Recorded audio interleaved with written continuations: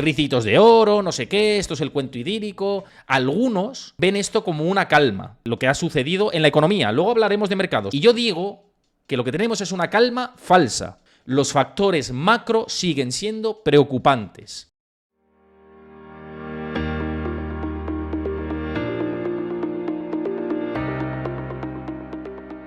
Antes de ver el vídeo al completo, recuerda darle a like, suscríbete a mi canal y déjame tu comentario.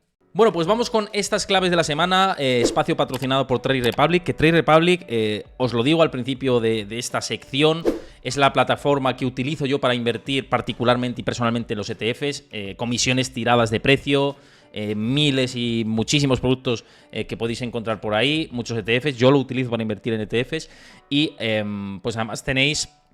Al margen de todo esto, tenéis una cuenta remunerada dentro de la plataforma que remunera el 2%, por si le queréis echar un ojo. Os pasa por el chat Chris el enlace también de Trade Republic para que lo miréis. Y ya os digo que para invertir en ETFs, en todo lo que es producto indexado, merece la pena, porque ya os digo, comisiones pues bastante interesantes. Y bien, claves que tenemos más que de la semana, del conjunto del mes, incluso de principios de septiembre. Hay mucho que comentar. Y quería empezar, y esto no al margen de lo que son las claves, pero esto que compartía de JP Morgan y de la mesa de trading de JP Morgan, esto va a ser al margen de lo que es las claves, pero un poco para mostrar cómo se encuentra la foto ahora mismo económica de Estados Unidos y de por qué efectivamente todavía sigue sin aparecer la recesión cuando, y aquí hay que recoger mega cable, y yo pues soy el primero en reconocer las cosas cuando pasan y cuando no pasan. Yo lancé un hilo en Twitter en enero en el que comenté que había 7 indicadores adelantados que por promedios y por historia apuntarían a una recesión económica en Estados Unidos entre los meses de abril y agosto, teniendo en cuenta los promedios del pasado. Y dijimos, si esto no se produce, y lo decía en la parte final de ese hilo de Twitter, y de hecho ya estamos a final de agosto, por eso hay que recoger cable, si esto no se produce, es que estamos ante una anomalía dentro de la historia. ¿Qué sucede? Que estamos en una anomalía dentro de la historia. Y una de las partes por las que estamos en esa anomalía histórica es el exceso de liquidez que sigue habiendo en Estados Unidos, más allá del exceso de ahorro, es decir, el dinero que tienen en sus cuentas corrientes los americanos, invertidas, etcétera. Si sumamos toda la liquidez a nivel patrimonial, todo, según JP Morgan, esto aguanta hasta mayo del 2024. Luego, los excesos de ahorro medidos por otros bancos de inversión, etcétera, dicen que en septiembre, octubre se puede acabar, otros que en junio. Bueno, lo más optimista es junio y lo menos optimista es que en septiembre ya se empieza a agotar el ahorro pandémico, el exceso de ahorro pandémico en Estados Unidos. Pero esto es exceso de liquidez como tal. Y el exceso de liquidez como tal hasta mayo, según JP Morgan, la mesa de trading de JP Morgan y el departamento de análisis del banco estadounidense, puede extenderse hasta lo que es el mes de mayo del año que viene. Y esto, pues bueno, da un cierto soporte o debería dar una cierta tranquilidad para muchos, ¿no?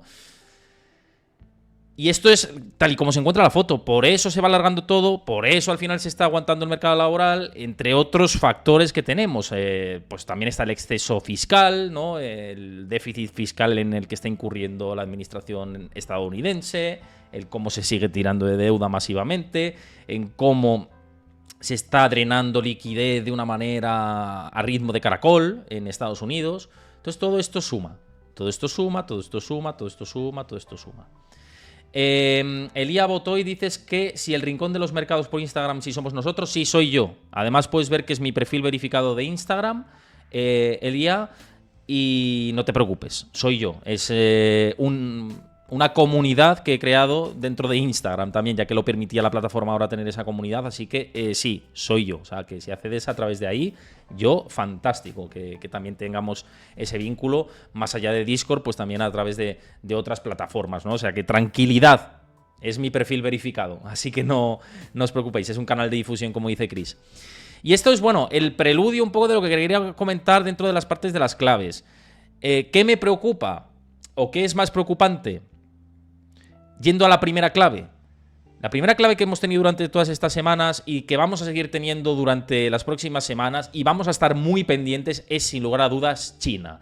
China es la primera clave que vamos a estar muy atentos de lo que puede pasar. Y ya más allá de Evergrande, que es la segunda promotora inmobiliaria que se ha declarado o que ha activado el Chapter 15 de Estados Unidos, es decir, como un preludio de quiebra, una manera de reestructurar sus deudas o de dar una patada hacia adelante, y es la previa a quebrar prácticamente para muchas compañías. Y es una situación que, bueno, que mucha gente o muchos analistas estaban esperando. Pero que pese a esto, pese a que haya muchos inversores, analistas, economistas que pudieran haber descontado esto, cuando llega la noticia también es preocupante, ¿no? Sobre todo por ver cómo se encuentra el sector inmobiliario en China, que sigue bastante preocupante. Por cierto, Tera, muchísimas gracias por suscribirte con Prime. Ya llevas 6 meses suscrito al canal, así que te mando un abrazo muy grande y gracias por el apoyo que siempre vertes por aquí. Millones de gracias por esa suscripción. Te mando un abrazo enorme, como decía. Y bien, China me preocupa más que por el tema de Evergrande, que al final pues era algo que se iba cocinando y que puede preocupar por cómo se encuentra el mercado inmobiliario de China. Es más los datos económicos que estamos viendo en China. Y vais a ver en pantalla la situación de los indicadores macro China, entre los que se encuentran algunos PMIs, están el Caixin y el NBS, los servicios también, y cómo se ha ido deteriorando con el paso del tiempo. Fijaos cómo manufacturas está en proceso recesivo y el servicios, fijaos cómo poco a poco, sobre todo desde estos meses, va desacelerando. Mirad el composite, cómo ha pasado a la peor lectura desde enero del 23, ¿no? Todavía aguanta la parte de los servicios, pero muestra síntomas que va a peor, ¿no? Si nos fijamos en la parte industrial, todo lo que es números rojos es peor que el mes anterior. Y mirad cuántas partes de los datos macro chinos están mostrando números más rojos. Y mirad el tema de los nuevos préstamos, ¿eh? Aquí sí que hay una desaceleración realmente importante y que hay que mencionar. Entonces yo creo que China hay que comentarlo. Por cierto, José Mari, muchas gracias por pasarte y por saludar, que estoy viendo que estabas comentando por aquí ahora en el chat. Y bueno, a todos los que comentéis. Dices, JM Mota, dices, Héctor ha estado más a pulpo que a mercados. Yo haría lo mismo. Bueno, no, he estado pendiente de los mercados y si habéis visto he estado tuiteando cosas al momento, más allá de cosas que tenía programadas, ¿eh? Pero es verdad que, bueno, que vacaciones siempre hay que tener un poquito más de descanso. Esa es la realidad, ¿no? Pero bueno, tema China. Preocupa, fijaos eso, los datos macro que miramos. Ventas minoristas va cada vez creciendo a menor ritmo. Manufactura, proceso recesivo. El tema de las exportaciones también están descendiendo. Importaciones tampoco están en unos números como en otros momentos. Eso también pues muestra la sensación del comercio global, o el comercio más bien doméstico que está teniendo China. Bueno, es una región que seguramente va a proporcionar unas oportunidades de inversión fantásticas en el futuro. Esto no es ninguna recomendación, sino una idea que tengo, que puede que siga sufriendo en los próximos meses, pero que los mercados están, ya si hablamos en términos de mercados en China, están en un proceso de que se han comido gran parte de ese descenso, y cuando ya estamos viendo cerca esa capitulación y unos números cada vez más sangrantes y tenemos un pesimismo extremo instaurado en el mercado, entonces sí que puede haber oportunidades a nivel largo plazo, ¿no? O centrándonos en el largo plazo. Y quizá eso es en lo que está China ahora, ¿no? En cimentar esas oportunidades de crear cartera para el largo plazo, en mi opinión, sin entrar en recomendación. Pero la macro, una cosa es los mercados, que pienso eso, y otra cosa es la macro, que probablemente, viendo estos números que cada vez son más decrecientes, viendo lo que ha sucedido, por supuesto, con Evergrande, pues puede seguir pasando un vía crucis pues importante, ¿no? Eso es lo que veo dentro de esta primera clave. Hay que seguir muy pendiente de los datos de China. Y lo que yo creo es que en el próximo mes de septiembre y octubre, tanto en China como en los mercados desarrollados, vamos a tener un poco más de la foto de lo que tenemos en cuanto a la inflación, a cómo se ha mermado la economía con los tipos de interés, probablemente en los mercados occidentales no tanto. Y en China hay que ver esa evolución de la deflación en la que ha entrado ya el país. El CPI, es decir, el IPC chino, está en negativo. Vamos a ver si eso se sostiene en el tiempo y si hay visos a tener una crisis deflacionaria en el gigante asiático. Yo creo que eso es muy importante verlo en los próximos meses y tenemos que estar pendientes, y por eso me parece una clave para lo que resta de mes y lo que arrancará en septiembre, ¿no? Yo me parece que es vital y fundamental y bueno, pues hay que vigilarlo bastante de cerca. Bien, siguiente clave, segunda clave que hay que estar muy atento, y yo creo que es lo más relevante que vamos a tener en este próximo mes. Esto no quería comentarlo. Esta va a ser la que vamos a poner de fondo. Y es el simposio de Jackson Hole, que se celebra ya próximamente en Wyoming, en Jackson Hole. Es un entorno natural fantástico. Ojalá me llamaran a mí para esas reuniones y para mantener esos encuentros a tantos kilómetros, con tanto postureo y tanto canapé de por medio, ¿no? Mucho canapé, mucho corrillo, mucho argumentar cosas, ¿no?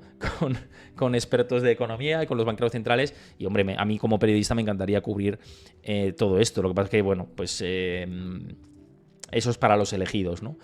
Y bueno, pues se celebra este simposio anual en Jackson Hole, un simposio conocido el año pasado por Jerome Powell, diciendo que había que hacer todo lo imposible y lo posible y lo no imposible por subir los tipos y resubirlos y subirlos y volverlos a subir, y eso pues generó cierta volatilidad en los mercados. Y por el año anterior, más que por 2022, en 2021 se conoció en Jackson Hole por la conferencia en la que los banqueros centrales decían que la inflación iba a ser transitoria. No sé si os acordaréis del famoso transitory inflation, ¿no? La inflación transitoria, que argumentó tanto Jerome Powell como Christine Lagarde, como bueno, pues los principales bancos centrales de los países desarrollados. Y siempre Jackson Hole pues proporciona foto de cómo está el momento, de las previsiones que tienen en ese momento los bancos centrales. Es más una conferencia para lanzar determinados globos sonda para ver cómo se toma la situación en los mercados. Así ha sido por lo menos históricamente en los últimos años. Y pues hay que estar muy pendientes de lo que diga Jerome Powell, ¿no?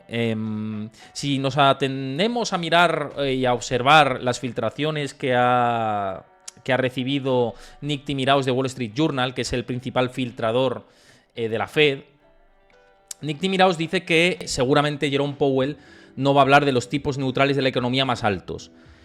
Es decir, que lo más probable es que Jerome Powell, estamos hablando de probabilidades, insisto, siempre probabilidades no quiere decir qué es lo que vaya a pasar, sino que es lo que es más posible que pase.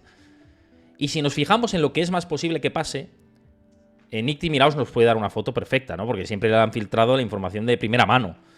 Y Nick Timiraos dice que lo más probable es que no hable de esto, que no se centre en esto, que no hable incluso de subir los tipos de interés más, no lo descartará. Por cierto, Warren Cafe, muy buenas tardes, gracias por pasarte y por saludar, aunque llegues tarde, no te preocupes, un abrazo grande.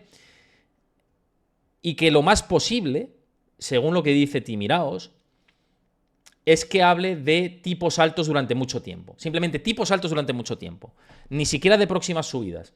Si le preguntan o si habla de tipos de interés, no descartará subida de tipos, pero tampoco dirá que va a haber recortes. Es posible que, en términos taurinos, haga una larga cambiada y pase del tema, ¿no? O regatee, o haga una finta, ¿no? Como un futbolista, como Mbappé, ahora que está tanto de moda todavía en este tramo del verano, y se regatee y se vaya, ¿no? No lo va a descartar, subir más tipos de interés, pero no se va a centrar en esto, ¿no? Lo más posible es eso, que esté más tranquilo este año. Eso es lo más posible, lo cual no quiere decir que se descarten nuevas subidas de tipos de interés. Ahora mismo el mercado, y si nos vamos a los futuros sobre fondos federales, no están contemplando la posibilidad de que se suban tipos de interés en las próximas reuniones. No se está teniendo en cuenta esto. De hecho, fijaos, no sé si lo podéis ver bien, pero ahí lo podéis ver, yo creo que ahí mejor. En la próxima reunión de septiembre, en concreto la reunión del 20 de septiembre, ¿vale? En la reunión del 20 de septiembre se descuentan que va a haber pausa de tipos al 84,5% de probabilidades de pausa de tipos y 15,5% de posibilidades de que suban 25 puntos básicos los tipos de interés. Esta es la foto que tenemos. Es decir, no se descuenta subida de tipos en la próxima reunión. Pero si nos vamos a noviembre, en noviembre ya la cosa está diferente, ¿eh? No se descuenta subida de tipos de interés como la principal opción, de hecho un 54,7%, pero hay un 39,8% de posibilidades de subida de 25 puntos básicos y hay un 5,5% de opciones de subida de 50 puntos básicos. Esto es porque el mercado, a día de hoy, todavía valora la opción de la pausa como lo más posible porque la inflación pues sigue cayendo, pero se empieza a meter en precio la posibilidad de que en el mes de agosto repunte la inflación, de que en el mes de septiembre ese repunte de la inflación siga hacia adelante y que la Fed diga uy, que igual la inflación no cae tanto, ¿no? Pese a que el shelter va a penalizar o va a pesar en pro de que haya desinflación. Pero bueno, están materias primas, está la energía y la general puede que volvamos a ver repuntes y que la Fed diga, cuidado, no me quiero confiar. Y de hecho, Powell en sus discursos va por esa línea. Hace unos meses, o hace unas semanas más bien, estas posibilidades no estaban en el horizonte. Hace unas semanas, el 39,8% no era el porcentaje que preveía subidas de tipos de interés en noviembre. Era menor. Y yo creo que, bueno, que sí, que sobre el papel no subidas. Pero a mí lo que me dicen, y de hecho en el especial de la Fed, y los que sois habituales y estuvisteis aquí, os lo dije al momento, la información que me llegó de una persona que trabaja en un banco de inversión y que tiene relación directa con personal de la Fed de Nueva York, tiene mucha relación con personal de la Fed de Nueva York, y a mí lo que me trasladaban es subidas en noviembre. O bueno, a mí no, lo que le trasladaban a este analista de este banco de inversión y que este analista me lo contaba a mí, me lo trasladaba a mí y me decía, a mí desde la Fed, y más en concreto del personal, de los miembros funcionarios de la Fed de Nueva York, se comenta dentro del equipo y lo que se está hablando es de que si el entorno va como ellos plantean que puede ir, que suban tipos de interés 25 puntos básicos en septiembre no, sino en noviembre. Y lo que estamos viendo es que el mercado poco a poco va balanceando esa posibilidad. Yo sigo creyendo que sobre el momento y el papel, y si vemos que la inflación va en estos términos en los que estamos yendo, que no van a subir más tipos, ¿no? Pero si sube la inflación y si nos mantenemos en esta línea, y con lo que me comentaban y lo afirmaban seguro, que es de hecho que la Fed está pensando esto y está pensando, y bueno, a mí me sorprendía, pero yo os traslado la información. Y hablaban de esto, ¿no? De que 25 puntos básicos. De hecho, en ese momento no sé si estaban en un 20% las posibilidades de subir tipos 25 puntos básicos. Y ahora las posibilidades de subir tipos de interés están en 39,8% en noviembre. Pues ahí lo tenemos, ¿no? Ahí lo tenemos. Ahí lo tenemos, ¿no? ¿Y qué hacen los mercados después de Jackson Hole? Pues básicamente hay un empate, ¿no? Es cierto que repunta algo la volatilidad, si nos fijamos en promedios, pero en términos de rentabilidad favorece más que perjudica. Las líneas negras, aquí las barras negras, que veis aquí, a ver si me deja esto, las barras negras que veis aquí son años en positivo, ¿no? Rentabilidades positivas. Y si veis, hay más rentabilidades positivas post Jackson Hole que rentabilidades negativas, que las vamos a marcar en otro color. Vamos a verlo aquí en rojo, ¿veis? Aquí las rentabilidades negativas post Jackson Hole. Y bueno, ateniéndonos a ese promedio histórico desde el año, esto es desde el año 98, pues lo que observamos es que Jackson Hole es más positivo que negativo generalmente, en promedio. Genera más volatilidad, pero es más positivo que negativo. Creo que lo he dicho al revés. Es más positivo que negativo. Y esto es un poco lo que tenemos, ¿no?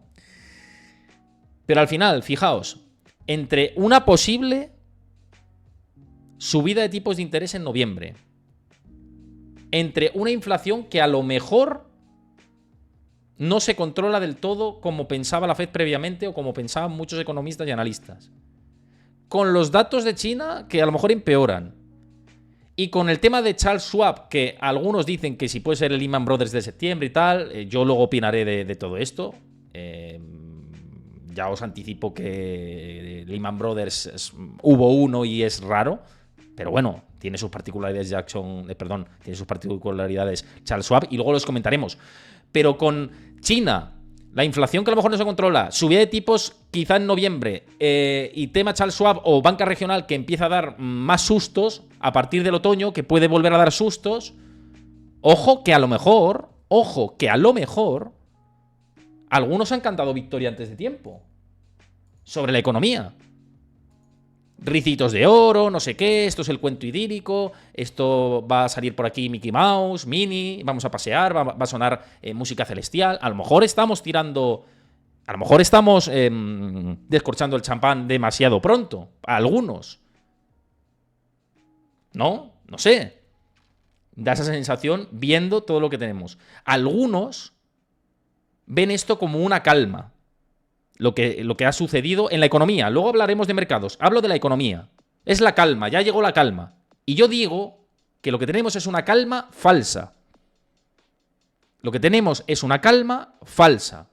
Los factores macro siguen siendo preocupantes. En términos de indicadores adelantados, y si vamos al mercado de bonos, curva de tipos invertida, el tema de la inflación, que, insisto, se quiere cantar victoria y demás, y a lo mejor puede haber un repunte que pueda preocupar a la Fed, puede haber subidas de tipos, China puede preocupar. La calma yo creo que es con pinzas, ¿eh? La calma ha llegado. La calma ha llegado. Ya nos echamos a dormir. Ya la economía va fantástica, no va a haber recesión, no va a haber preocupaciones económicas hasta años. Y como decían unos, no llegó en 2022, no llegará en 2023, bueno, en algún año llegará. No, es que lo que estamos haciendo aquí es leer constantemente los datos y los indicadores adelantados. Y si esto se retrasa, en realidad es peor. Cuanto más se demore en que haya una contracción de la economía en Estados Unidos y también en otros mercados occidentales, va a ser peor. Si yo quiero que llegue ya, porque es mejor. Primero, por oportunidades de inversión que se van a abrir en muchos mercados. Eso por descontado. Las recesiones abren unas oportunidades de inversión de la leche. Entonces, primero, oportunidades de inversión tremendas con recesiones económicas. Es la realidad. Los mercados son momentos de oportunidades de inversión. Y segundo, porque si llega más pronto será más leve. Cuando los indicadores adelantados han pasado poco tiempo hasta que se han confirmado, la recesión posterior ha sido más leve en términos históricos. Por eso, mejor que llegue antes. Pero si llega a finales del 2024 o ya en 2025, no, en 2025, dicen algunos, pues acertaréis 2025. Pues será peor, chico. Será peor. Pero bueno, allá cada uno. Yo sigo leyendo los datos y sigo diciendo lo que hay y seguiremos aquí dato a dato, ¿no? Entonces, vamos a ver. El año que viene además hay elecciones, que como está diciendo JM Mota, el tema de Biden, de los estímulos fiscales, de todo esto, se puede estirar el chicle hasta lo que queráis, pero eso va a ser peor. En términos de cuando venga el tío Paco con las rebajas. Eso va a ser peor. Entonces, bueno, pues... en fin. Hay que decirlo por aquí. Esa es la realidad. Esto hay que comentarlo por aquí. Y, de hecho, casi todos los bancos de inversión de la mano, juntitos y silbando, están ya diciendo que escenario de ricitos de oro, que ya se acabó, que ya no hay recesión, y esto me hace ser todavía más pesimista de lo que era antes. Que de hecho, creo que el mercado, luego vamos al mercado, pero el mercado seguramente esté para oportunidades tácticas importantes, y yo de hecho, desde que superó los 4.200, 4.300 puntos el S&P500, he tomado posiciones tácticas en determinados activos, incluso en el propio SP, Y creo que posiblemente vaya a seguir manteniendo esa tendencia hasta que algo haga crash, catacrash, ¿no? Y es así.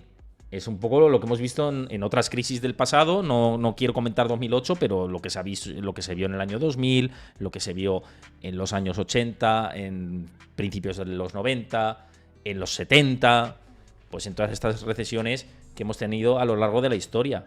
Y bueno, pues eso es lo que tenemos, ¿no? Eso es lo que tenemos. Pero en fin, esto con respecto a esa segunda clave que es Jackson Hole. Y que, además, dentro de los tipos de interés, quería comentaros este gráfico que os he compartido en Twitter, que es de Capital Economics y que, como decía yo en mi propia cuenta de Twitter, me parece demoledor. Y me parece demoledor porque lo que evidencia, un poco por sujetar lo que estaba diciendo anteriormente, lo que evidencia esto es que o las rentabilidades de los bonos caen, como lo han hecho históricamente dentro del ciclo. Fijaos, el promedio es el rango este morado clarito. Este es el rango promedio, ¿no? Y como veis, siempre hay esta subida, ¿vale? Esta subida de las rentabilidades de los bonos y luego esa caída, ¿no? Entonces, ahora mismo estamos por encima de la media. ¿Vale? Estamos por encima de la media. Entonces, o esto corrige y cae, como lo ha hecho históricamente, es decir, las rentabilidades de los bonos caen, o la Fed va a hacer esto. Es un poco por seguir esa teoría, viendo estos parámetros históricos. O las rentabilidades de los bonos caen, que entonces ya os compro, ya que se acabó, que hemos llegado al techo. O como no caigan, viendo este estudio de Capital Economics con Refinitiv también como fuente de datos, como proveedor de datos, pero como no caiga la rentabilidad de los bonos, entonces la Fed va a hacer esto. Subimos 25 puntos básicos en la próxima reunión. ¿Es así? En la próxima no, perdón. En noviembre. En la próxima ya está descontadísimo que no va a haber y de hecho probablemente mantenga ese mensaje. No lo sé. O estamos ante una excepción histórica, que también puede ser. Hay que estar abiertos, siempre hay que estar abierto a todas las posibilidades. Siempre hay que tener la mente abierta. Siempre hay que leer todos los datos entre líneas. Y si estamos en una excepción histórica, pues a lo mejor hemos llegado a la pausa. Los mantienen altos durante mucho tiempo hasta que ya huela chamuscado y algo pase. Y se acabó. Y algo de lo que puede pasar tiene que ver con esta tercera clave de la que os quiero hablar, que es la banca en Estados Unidos, que en verano ha estado tranquilita, pero que a lo mejor en otoño, y ya me lo decían expertos de Wall Street, que a lo mejor que quizá en otoño podían dar otra vez pistas o malas sensaciones, ¿no? Y podían dar malas sensaciones. Y fijaos que en los últimos meses habíamos hablado de PacWest Bancorp como el banco siguiente regional que podía tener una mala situación. Puede ser que este tipo de bancos regionales vuelvan a dar sustos en otoño. Puede ser muy perfectamente. O sea, hay que tenerlo bastante en cuenta porque los depósitos han seguido yéndose lentamente. Poquito a poco. Han seguido teniendo fugas de depósitos muchas entidades de Estados Unidos en detrimento o, digamos, a favor, mejor dicho, de los bancos más grandes. Es decir, no ha habido fuga de depósitos del sistema, preocupante para la Fed, pero sí de bancos regionales como trasvases, ¿no? Y el tema es que hablábamos mucho de PacWest Bancorp, pero a lo mejor no es el banco que puede dar el principal susto a partir de septiembre-octubre. Y hay que centrarse en otras entidades, ¿no? O mirarlas de cerca. Y una de ellas, y os he hablado hoy en mi cuenta de Twitter, de hecho este tweet se ha viralizado bastante, viralizado en términos de la audiencia o el alcance que suelo tener, y es sobre Charles Schwab, ¿no? Finance Zealot, ¿no? Finance Zealot, que a veces comparte cosas que me parecen interesantes, lo publicaba esto, ¿no? Y lo comentaba yo, ¿no? Decía que algunos en Estados Unidos dicen que Charles Schwab es el nuevo Lehman Brothers, que puede aparecer en septiembre. ¿Y por qué es preocupante la situación de Charles Schwab? Porque el banco a día de hoy, en la actualidad, el banco debe el 130% de su capital total a préstamos FHLB. Y muchos me han preguntado, ¿qué son estos préstamos FHLB? ¿No? A lo mejor algunos pues no lo sabéis en concreto, o no tenéis el conocimiento, bueno, no sabéis qué quiere decir esto, ¿no? El tema de los préstamos FHLB, y por eso pues hay que hacer un alto, ¿no? Y explicar, ¿no? en qué consiste. Básicamente son créditos de corta duración, los préstamos FHLB, que, insisto, el banco lo que debe es el 130% de su capital, de todo, el 130% de su capital social a préstamos FHLB. Y estos préstamos son créditos de corta duración que un conjunto de bancos privados presta a otros para financiar pues determinados segmentos, ¿no? Como vivienda, infraestructuras, es decir, financiación para financiar, básicamente. Es como para mantener el flujo del dinero activo. Esto es un poco lo que son los FHLB, ¿no? De hecho, si buscáis la definición a través de muchas páginas, ¿no? O fuentes de información y demás, lo que encontráis básicamente es esto, ¿no? Los FHLB. Y básicamente es que hay que tener en cuenta que el total de sus activos son 350.000 millones. Y si esta situación sino termina por estallar, ¿no? Porque haya una mecha que arda la cerilla y de ahí se contagia un poco todo, ahí sí que puede haber problemas. Puede haber problemas porque Charles Schwab tiene vinculación con muchos bancos de mayor tamaño, porque repercutiría, ¿no? Sobre la cartera de muchos activos.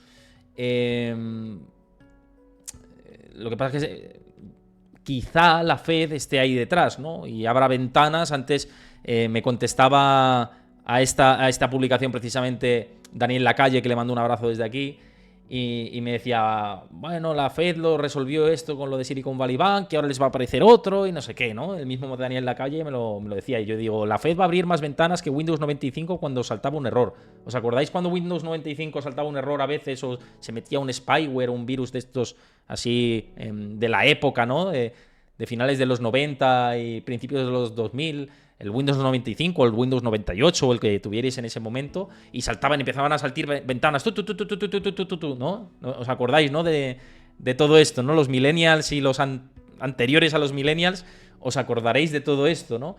Pues yo digo, la Fed si hace falta abrir ventanas como Windows 95 cuando saltaba un error, o Windows 98 o Windows 2000, abre ventanas a punta pala. A punta pala. Esto, vamos, ya sabemos que es su patada hacia adelante. El tema es hasta cuándo puede hacer esto. ¿Hasta cuándo puede hacer esto? ¿Hasta cuándo puede jugar a cierro el grifo, abro el grifo, cierro el grifo, abro el grifo, hasta que no lo puedan controlar, hasta que algo les pete demasiado que no lo tienen en el horizonte, ¿no? Antes me contestaba un usuario por Twitter a esta publicación también. Decía, si es esperable, no es cisne negro. Y en parte tiene razón. Si en parte lo podemos esperar, no es cisne negro. Pero ¿lo está esperando la Fed? ¿Lo está esperando la Fed? Esa es la pregunta que nos tenemos que hacer, ¿no? ¿Lo está esperando la Fed? Eso es lo que hay que reflexionar. Si lo está esperando o no lo está esperando la Fed. Y eso es lo que nos tenemos que plantear. Tenemos que reflexionar, ¿no? Entonces, bueno, básicamente Charles Schwab ayer anunciaba recortes de plantilla y también recortes de oficinas. Y yo digo, y decía en este tweet, que es el primer paso de asumir que las cosas no están yendo tan bien como anunciaban previamente. De Charles Schwab yo tengo que decir una cosa. En su momento, cuando estalló la situación de Silicon Valley Bank, fue el banco más transparente de los regionales, o de los del tamaño mediano, o tamaño mediano grande, vamos a decir. Fue de los más transparentes. Cuando decían, no, los depósitos se están fugando de Charles Schwab, no sé qué, ningún banco presentaba nada. Y todo era, no, de mi banco no se van. No, de mi banco no se van. No se van. Ya, pero ¿dónde están los datos? ¿Dónde están los datos? Y nadie lo presentaba esto. Pero Charles Schwab fue muy transparente y Charles Schwab sí presentó datos y sí presentó números y eso tranquilizó a los mercados y eso hizo que la acción, que estaba muy sobrevendida en ese momento, pudiera recuperar.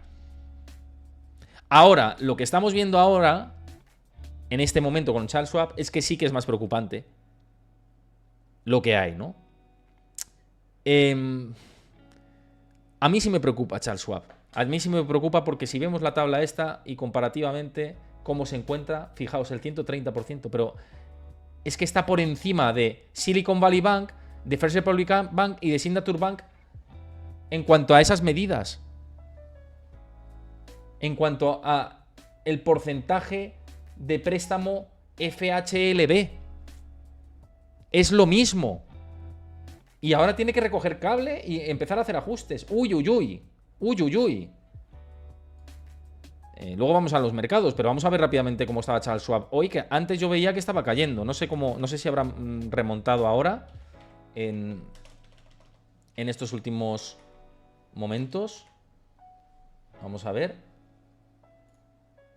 cómo está Charles Schwab. Pero fijaos, hoy cayendo.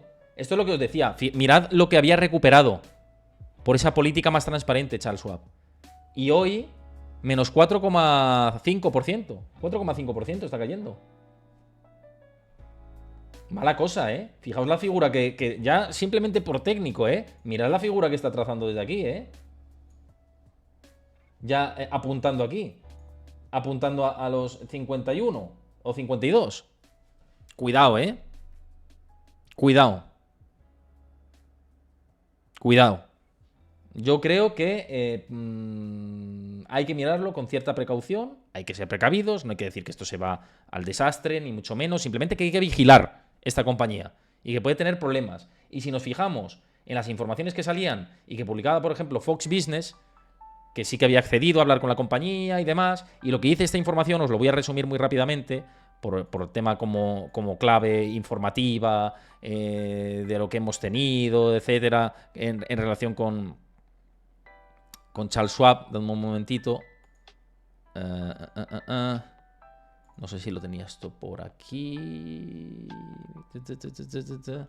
Vale, dadme un momentín. Porque es que tenía la traducción hecha para poder leerlo de corrido. Y si no me voy a enredar más, ¿no? Leyendo. Entonces, os resumo. Básicamente dice que la información que trasladaba Fox Business dice que está preparando, tanto para reducir su plantilla como su huella inmobiliaria, en una serie de medidas de reducción de costes destinadas a racionalizar las operaciones. Dice el gigante de... El broker, el gran broker, ¿no? Informó en una presentación ante la SEC, que es la Comisión Nacional del Mercado de Valores de Estados Unidos, que los movimientos estaban directamente relacionados con la integración de TD Ameritrade, que Charles Schwab adquirió en 2020. ¿Vale? Y si nos vamos al statement de lo que decía, de lo que comentaba en la SEC, Charles Schwab dice que la empresa está considerando cerrar o reducir algunas de sus oficinas, y que planea reducir sus costes operativos principalmente a través de la reducción de personal y servicios profesionales, lo que os estaba diciendo anteriormente, ¿no?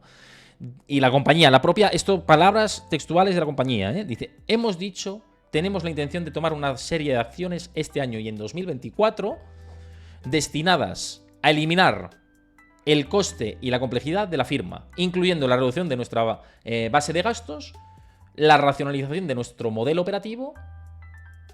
No, y la racionalización de nuestro modelo operativo. Fin. Pues pinta mal la cosa, ¿eh?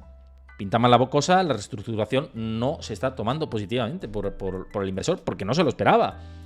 Y porque están mirando debajo de la alfombra ya muchos economistas, muchos analistas, como lo que hemos visto anteriormente y lo que he compartido yo en Twitter, y huele a podrido ya, huele a chamuscao, o a podrido, como lo queráis decir.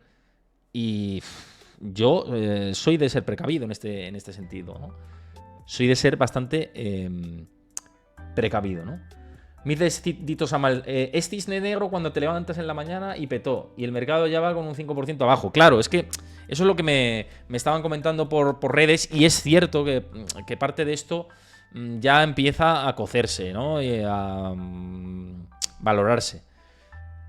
Pero yo creo que no se está teniendo en cuenta una quiebra de Charles Schwab como tal, ¿eh? El mercado no está recogiendo eso a día de hoy. No. No está recogiendo eso. Y de hecho, ¿Lehman Brothers fue un cisne negro? Lehman Brothers fue un cisne negro. ¿Desde cuándo se llevaba hablando de Lehman Brothers y desde cuándo se dispararon los TDS de Lehman Brothers? Desde mucho tiempo atrás. Pero no pensaban que iba a quebrar Lehman Brothers. No estoy comparando esto con Lehman Brothers. Ahora voy a la parte de opinión de si esto es Lehman Brothers, si 2008, si no 2008. No es Lehman Brothers. Esto no es Lehman Brothers.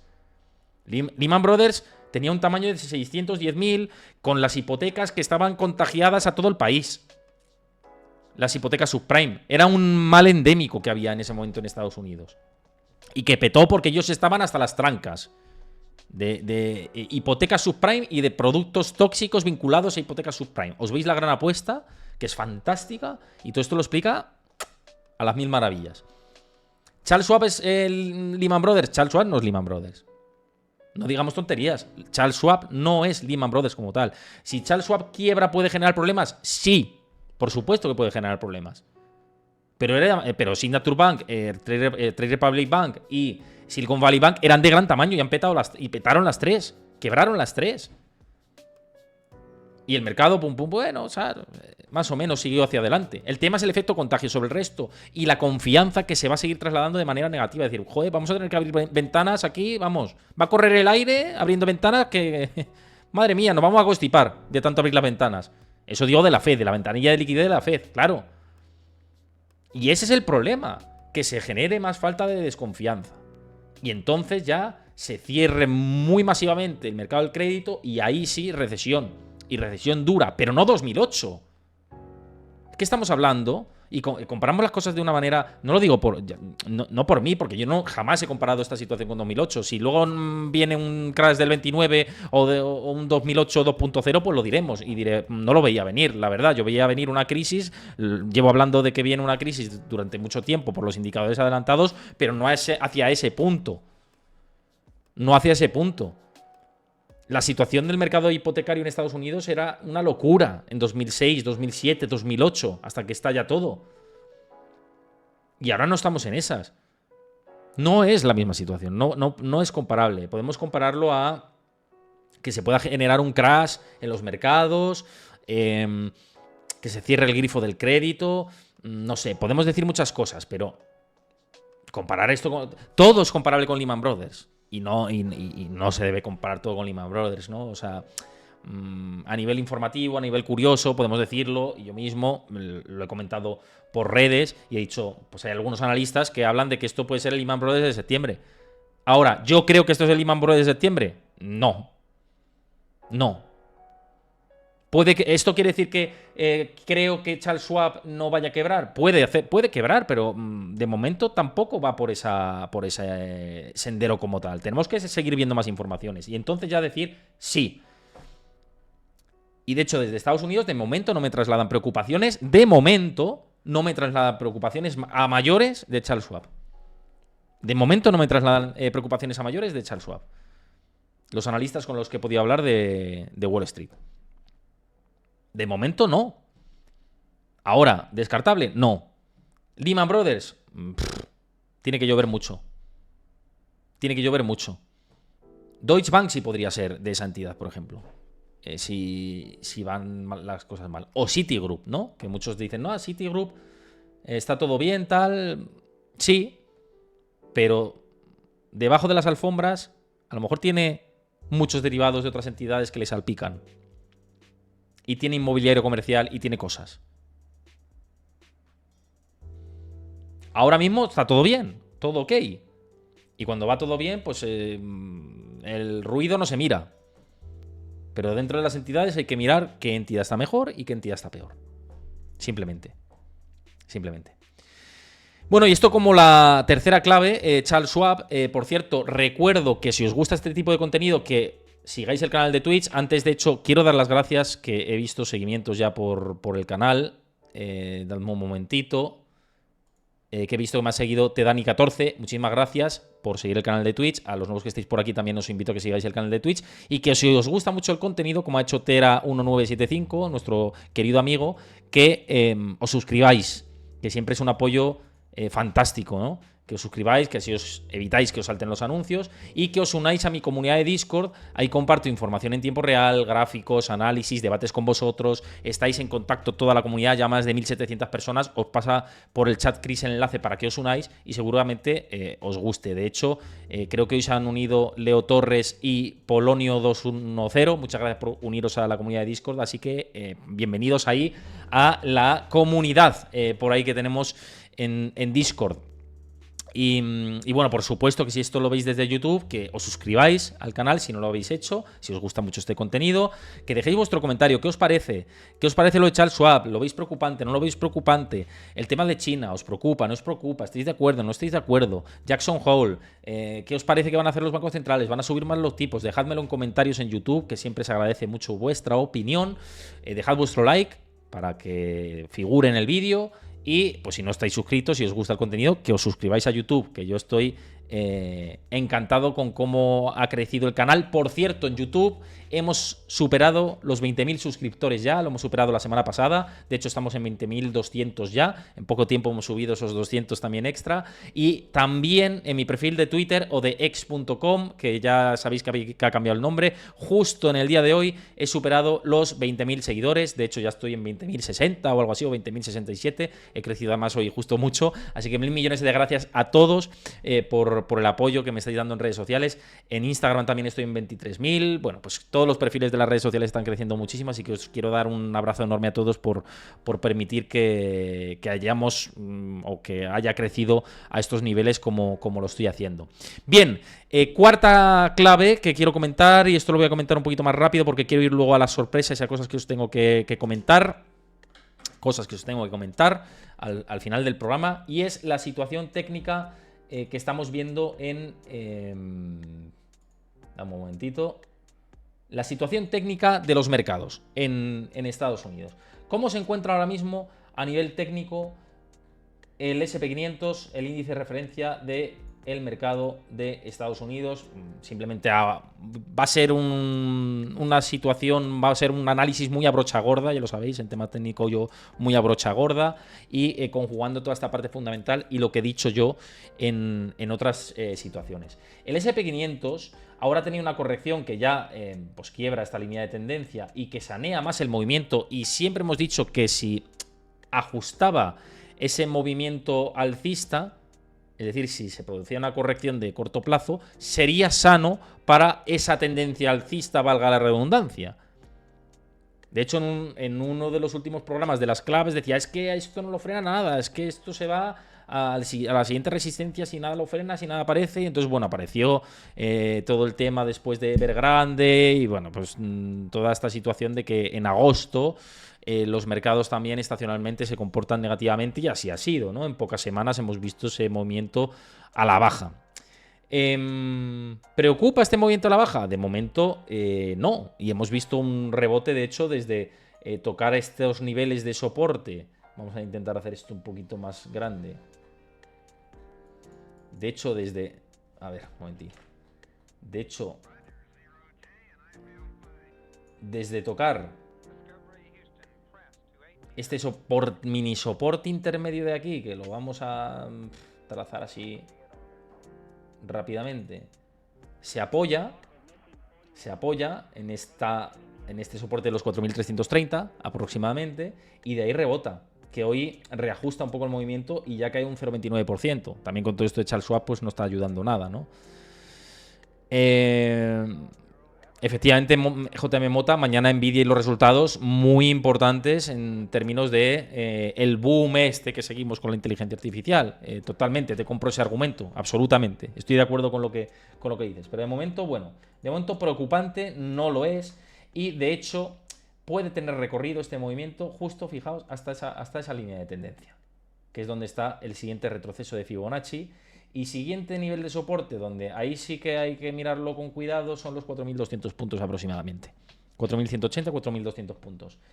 Esa es la referencia por la parte de abajo. Y por arriba, pues volver a ese camino para encarar los 4.600 y pico puntos.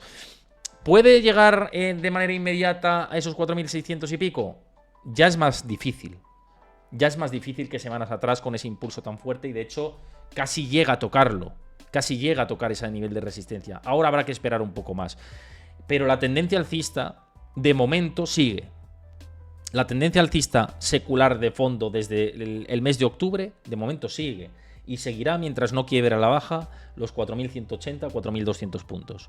Mientras eso se mantenga, la tendencia puede ir lateral al alcista. Y lo normal es que si aguanta más o menos la parte de la economía, los mercados y en términos empresariales, pues que vaya hacia arriba, ¿no? Aunque sea ligeramente, o incluso lateralice, ¿no? Y hay muchos analistas que hablan de... Bueno, muchos no, es que en realidad la bolsa, en términos de valoración y de PER, está cara. Lo que pasa es que yo lo que decía, que la tendencia alcista, por el furor que se había creado, porque se ha generado un FOMO con la inteligencia artificial, las tecnológicas, los 7 magníficos y demás, pues todo era compra, maravilla, no sé qué, los fondos indexados para arriba del SP500, pim, pam, pum, pum, pum, todo para arriba. Entonces yo digo, bueno, es que cuando hay un exceso de euforia es que poco lo frena. Y al final sí que apareció un catalizador que lo ha frenado. Pero bueno, que la euforia puede aparecer en cualquier momento de nuevo, que nos lleve esto a máximos históricos. Y es que yo creo que el inversor va a querer llevarlo a máximos históricos, como no aparezca un cisne negro tipo Charles Schwab que pete y esto corrija, ¿no? O que se confirme ya la recesión económica, empieza a haber datos de desempleo súper severos. Entonces ya la película cambia. Pero mientras, pues no. Los 7 magníficos son las grandes tecnológicas: Apple, Google, Meta, Nvidia, Netflix, Amazon, me falta uno, Tesla me parece que es el otro. Esos son los 7 magníficos, que son los que habían llevado al índice a subir en gran cantidad. Por cierto, quiero dar las gracias también, ahora que he visto que me ha seguido, Harry Mati. Muchas gracias por seguir el canal de Twitch y un abrazo y bienvenido a la comunidad. Esos son los 7 magníficos, ya Manuel. Bueno, no sé si he dicho los nombres al completo bien todos, pero que básicamente son las Big Tech importantes de Wall Street, que han sido los que han liderado el movimiento alcista de la bolsa. Entonces, bueno, esa es la situación técnica: 4.180, 4.200 puntos mientras la aguante. No miedo, a brocha gorda, insisto, esta parte de los mercados. Y por la parte de arriba, pues esos 4.650 puntos. Y vamos a ver cómo se desarrollan los acontecimientos y si este rebote de estos últimos días, con esta caída de hoy, tiene más solidez, más consistencia y nos puede llevar más hacia arriba, ¿no? Y la otra parte, la quinta clave ya por acabar, la quinta clave que tenemos que seguir pendientes estas semanas y también, por supuesto, en el arranque de septiembre, es que miremos de cerca los bonos. Tenemos que seguir mirando de cerca los bonos porque los bonos nos dan pistas de todo, ¿no? Tenemos rentabilidades históricas de nuevo en el bono a 2 años, a muy corto plazo, rentabilidades históricas que no se veían desde el año 2007. Tenemos rentabilidades que no se veían desde el año 2007 también en los bonos de más largo plazo. Es decir, los bonos están siendo la perita en dulce o la manzana más, ¿cómo decir? Más masticable para los inversores institucionales. Esa es la realidad, ¿no? El mercado de bonos ahora mismo pues está dando muchas pistas en términos de anticiparse a lo peor en la parte macro. Y de hecho, si nos vemos hoy, no sé si hoy o estos días he compartido un gráfico de Daily Shot, que es este que os pongo aquí en pantalla, que es la relación del SP500 con el bono a 10 años. Y lo que observamos, que por eso digo que los bonos hay que seguir mirándolos de cerca porque seguramente haya trasvase a renta fija en bonos de largo plazo. Fijaos, estamos en una anomalía histórica que no hemos visto ni en la burbuja de las .com, ni en el 2007, ni en el COVID. Estamos en una situación que hay que mirar muy atentamente los bonos, lo que nos están diciendo de va a haber un momento